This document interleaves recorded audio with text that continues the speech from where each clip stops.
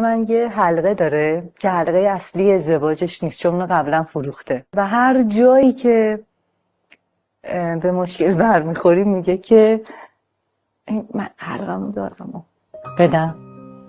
میگم آخه اصلا کجاشو میگیره دورت نگردم. و این عکس رو یادمه موقعی گذاشتم تو کپشنش یه چیزی نوشته بودم.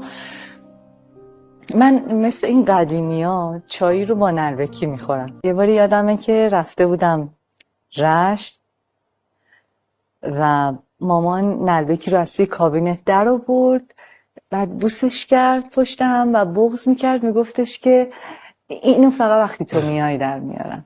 بعد گفت من این نلبکی رو خیلی دوست دارم. یه دونه هم داریم از اونی که بابام از دوره سربازیش آورد. و من اینجا بعد از اینکه از یه سفر خیلی سخت اومده بودم داشتم به این فکر میکردم که